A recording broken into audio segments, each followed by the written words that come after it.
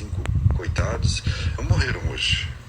Ah, não, eles já estavam... Eu acho que eles morreram no dia que eles mergulharam, que foi no domingo. Por quê? Porque... Eu tô por fora do caso. Vamos lá, então vamos lá. Como foi o dia a dia do... Ok. No domingo, bem cedo, nas primeiras horas da manhã, começou a operação de descida do submersível com 5 pessoas lá dentro. Tem ideia de quanto custava? Vocês falaram? Sim. Isso é público. Os pagantes, que não sei se no caso lá eram 3 ou 4, acho que 3 pagantes, os pagantes pagam $250 mil, mais de $1 milhão para fazer essa descida. E o planejamento era quanto tempo? Então, essa descida já havia sido feita antes por esse próprio submersível. No ano passado, esse ano não, isso ainda não tinha acontecido nenhuma, mas no ano passado sim, ele fez uma meia dúzia de descidas. A descida leva em torno de 8 horas. 8 horas para isso. Não, desculpa, a descida leva 2 horas. Tá. A operação inteira é de 8 horas. Sim. Então ele desce durante 2 horas. E sobe mais devagar. E depois sobe, compensando. E a operação inteira dura 8 horas. E as informações é que eles perderam... Domingo, então? Domingo, bem cedo, nas primeiras horas do domingo, começou a operação. Então ele começou a descer. Local, o navio já estava no local, eles baixam uma prancha, uma balsa. Em cima da balsa está o submersível. As pessoas são colocadas dentro do submersível.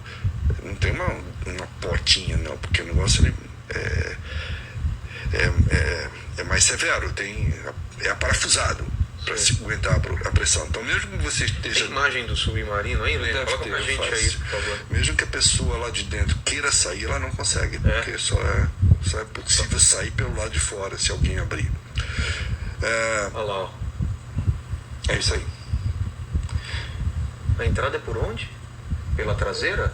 Não, ele deve ter em cima, ali onde está azul, ele deve ter O pessoal tá vendo aí, Lênin? uma espécie de uma escotilha por onde piada para o pessoal ver. Na verdade é o seguinte, desculpa, eu falei bobagem.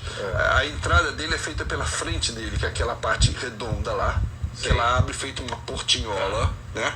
Inclusive ele tem o banheiro que eles chamam, que é um ele tem isso também. Tem que ter, porque são 8 horas, então eles imaginam que alguém em algum momento pode precisar. Mas não é um banheiro, é só um lugar separado por uma cortina do resto do cilindro, onde ficam as 5 pessoas sentadas no chão, né? Não tem cadeira, não tem nada. Não tem cadeira? Não tem.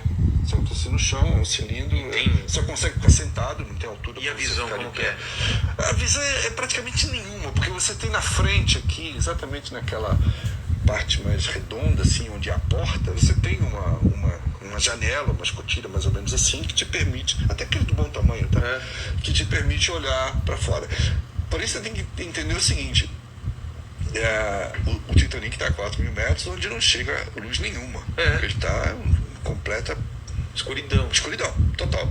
Então ele depende de iluminação do próprio submergível para você conseguir visualizar alguma coisa. O que torna ainda mais difícil qualquer operação de resgate, digamos, dos restos do submersível.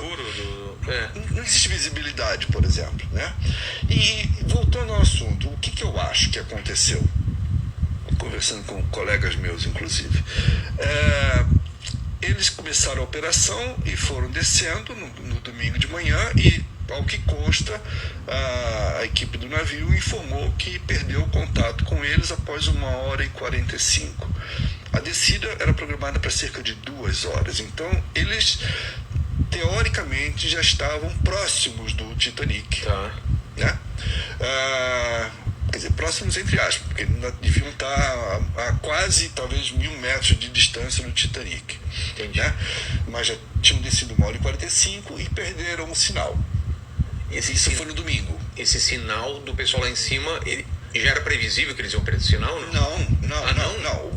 O normal é que eles mantenham algum tipo de comunicação, né? Ainda que precária. Pois é.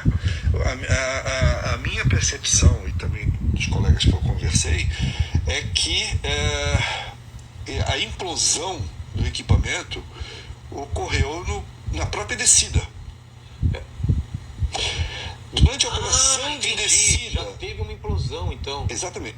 Na minha opinião, eles não chegaram nem ao Titanic. Entendi. Porque o equipamento implodiu antes de chegar no fundo. Na minha Mas opinião, o que hein? pode ter acontecido para ter implodido, Ok. se nas outras vezes Então. não implodiu? O material vai desgastando, vai Isso é, estressando? para ver uma implosão num submersível, que é uma nave experimental, na verdade, para ver uma implosão no submersível que já havia feito essa viagem antes, esse submersível já fez uma meia dúzia de descidas ao Titanic no ano passado e no ano retrasado, é porque houve algum problema técnico, alguma fadiga de material, alguma coisa que gerou a implosão. Quando você está falando de um ambiente desse, com uma pressão absurda, que a gente não consegue mensurar o que é uma pressão nessa profundidade. Um colega meu estimou em 300 atmosferas, que é uma coisa assim absurda. Não existe nenhum ser vivo que aguente isso. Ser vivo, não. Uma baleia... Existem alguns seres, alguns estão sendo descobertos, inclusive, verdade, que vivem nas grandes profundezas, que eles têm essa esquisitaço, capacidade. né? Então, bichos... nada parecido com o que a gente está acostumado a chamar de peixe. Mas, sim, eles conseguem viver na escuridão, etc. Mas o que nós achamos? Que poderia ter... Houve alguma falha técnica, isso me parece certo, no submersível, que gerou a implosão dele. O que seria isso? Cara, numa pressão dessa, não dá nem para chamar de rachadura, talvez um risquinho no casco seria suficiente. Sério? Seria suficiente para detonar uma implosão. Essa é uma teoria, que ele tenha implodido ainda na operação de descida do próprio domingo, né?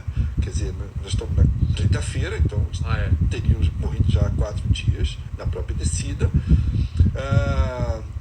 E a outra teoria, que vão surgir outras, mas uma outra que eu também li e concordo, é que eventualmente a gente nunca vai saber, eu acho, tá? Sempre vai ter suposições, mas certeza a gente não vai ter. Não tem sobrevivente, não tem nada. Aquela história. Tem radar. Uma outra teoria é que talvez essa implosão tenha sido gatilho dela, né, detonada pelo próprio tentativa desesperada deles de avisar que estavam lá embaixo. Porque quando você está numa situação dessa, que já aconteceu várias vezes isso com submarinos, que você perde a comunicação com a superfície, etc., você tem que usar os recursos mais primitivos para dizer, tô vivo, tô aqui. E o que você faz, basicamente, é bater no material, produzir som. Produzir som, porque o mar tem uma capacidade de expansão sonora muito, muito grande. Então você produz som, batidas, né, para que seja detectado por algum aparelho, que foi, teoricamente, o que nos 2 últimos dias as equipes de busca diziam, olha, detectamos um barulhinho aqui, pode ser de uma frequência, etc. Tal. Mas eles disseram hoje que não, que eles acham que o som que eles detectaram não vinha, o que comprovaria a tese de que isso aí tenha acontecido, a implosão baseada por algum motivo, aconteceu no próprio domingo. Então o som que eles estavam ouvindo não tinha mais nada a ver, porque infelizmente já não existia mais a nave nem as pessoas, né? Se não implodiu no domingo, ele pode ter, essa é a base da segunda teoria, ele pode ter perdido a comunicação, mas continuou no processo de descida, né, até chegar ao fundo, né, e dali para frente, 2, 3 dias que passou supostamente lá, ele teria sofrido a implosão, causada ou pela própria fraqueza, digamos assim, do material. Eu li um exemplo muito interessante hoje, que é exatamente da casquinha de ovo. Nós estamos falando de um casco de 20 centímetros de espessura, de uma liga extremamente forte, que nessa situação se torna uma casca de ovo. Você pisa e é o que acontece.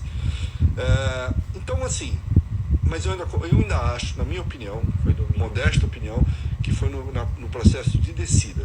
Eu acho